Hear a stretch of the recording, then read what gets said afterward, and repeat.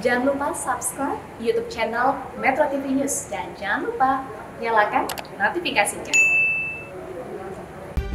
Pemirsa, pemerintah kian serius untuk mematangkan rancangan Undang-Undang Perlindungan Data Pribadi atau RUU PDP.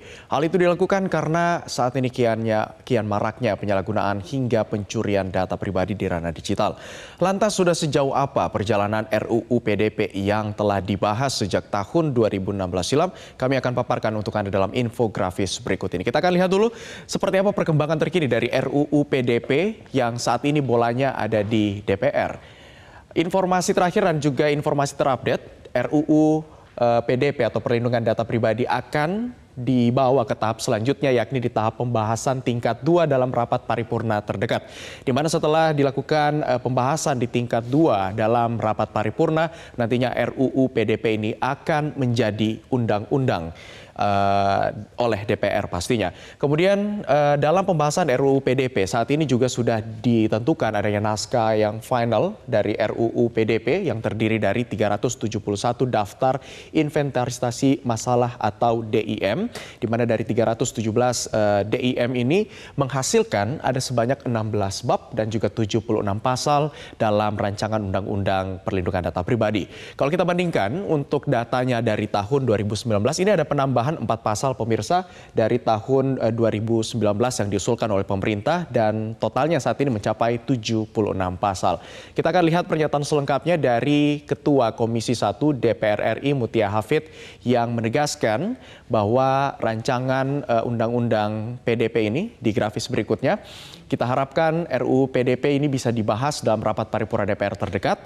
Ini merupakan komitmen dari DPR adalah memberikan hak keamanan data pribadi rakyat dari segala bentuk tindak kejahatan. Disampaikan pada tanggal 9 September kemarin oleh Ketua Komisi 1 DPR RI Mutia Hafid.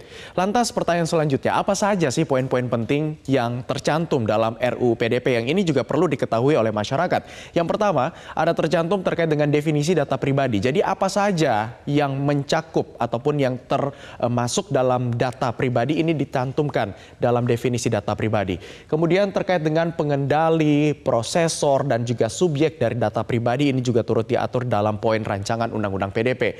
Dan juga terkait dengan data pribadi anak dan juga difabel, ini juga turut diatur dalam RUU PDP.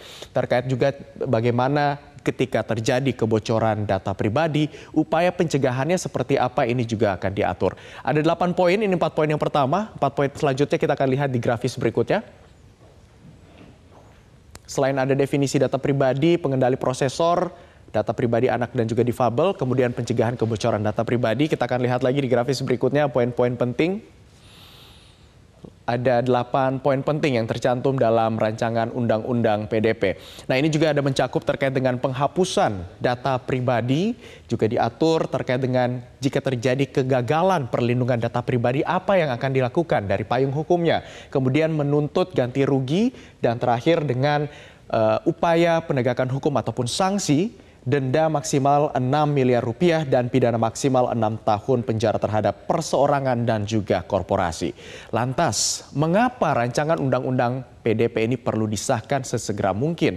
Kita akan lihat di grafis berikutnya apa saja manfaat yang akan didapatkan dari RUU PDP ini ketika sudah menjadi undang-undang. Yang pertama ini terkait dengan akan memberikan kepastian secara payung hukum yang berkekuatan tetap untuk melindungi data pribadi di ranah digital khususnya warga dan juga masyarakat. Kemudian juga akan menjamin keamanan digital di tengah pesatnya kemajuan teknologi informasi saat ini.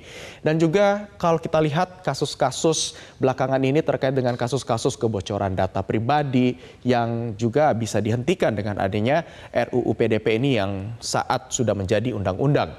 Kemudian hal ini juga berlandaskan pada serangan siber di Indonesia yang sudah kian marak. Kalau Anda ingat baru-baru ini ada serangan dari hacker Bjorka yang juga menggemparkan tanah air begitu karena mengancam akan membocorkan beberapa data-data termasuk dari pemerintah Indonesia sendiri. Nah, berlandaskan dari hal inilah juga kemudian menjadi salah satu rumusan dan juga landasan bagi pemerintah untuk kemudian mengesahkan rancangan Undang-Undang PDP menjadi undang-undang yang sudah dibahas sejak tahun 2016 lalu.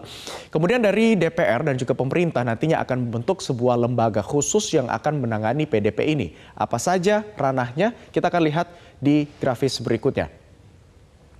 Jadi pemerintah akan membentuk sebuah lembaga, ini namanya Lembaga Pengawas PDP atau Perlindungan Data Pribadi yang berdiri secara independen, kemudian mengatur rumusannya seperti apa, sanksi-sanksinya akan seperti apa, skemanya akan seperti apa, ini akan diatur oleh Lembaga Pengawas PDP. Lembaga Pengawas PDP ini nantinya akan bertanggung jawab langsung kepada Presiden dan juga melaporkan langsung kepada Presiden terkait seperti apa perlindungan data pribadi yang dilakukan.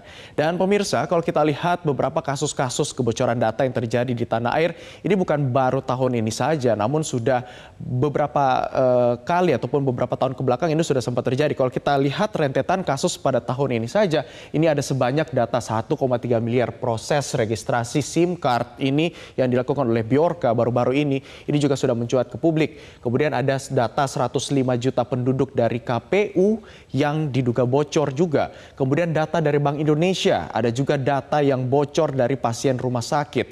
Ada sebanyak data 21.000 perusahaan di Indonesia yang juga bocor. Kemudian data 26 juta riwayat pengguna jasa telekomunikasi yang bocor pada tahun ini. Masih ada lagi kasus-kasus lainnya, ini hanya rangkuman saja. Kemudian kita lihat lagi di grafis selanjutnya pada tahun lalu di 2021 juga ada data BPJS Kesehatan. Kalau Anda ingat dulu ada data aplikasi e-hack, pemirsa, ini juga sempat diduga bocor. Kemudian 1,1 juta data e-commerce, 2,3 juta data KPU, ini di tahun 2021. Ada masih banyak kasus lagi. Kita ke tahunnya sebelumnya lagi, di tahun 2020 juga ada sebanyak 91 juta pengguna e-commerce yang bocor. Kemudian 1,2 juta data pelanggan e-commerce dan juga 2,9 juta data pengguna fintech yang bocor tanpa adanya hukuman ataupun payung hukum yang jelas untuk mengaturnya, sehingga dari kasus-kasus inilah yang melandaskan pemerintah untuk kemudian segera mengesahkan rancangan Undang-Undang PDP sebagai salah satu payung hukum untuk perlindungan data pribadi di ranah digital. Dan pemirsa, RUU PDP ini sebenarnya sudah dibahas sejak tahun 2016 lalu. DPR terus berupaya untuk mendorong RUU PDP agar segera disahkan menjadi undang-undang. Adanya dinamika yang terjadi dalam pembahasan RUU PDP ini tidak menghentikan semangat DPR untuk terus berjuang merampungkan RUU PDP menjadi undang-undang. Di mana dalam pembahasan RUU ini DPR juga terus membuka ruang bagi seluruh elemen masyarakat untuk memberikan masukan. Demikian pemaparan kali ini, kembali ke Anda, Vera.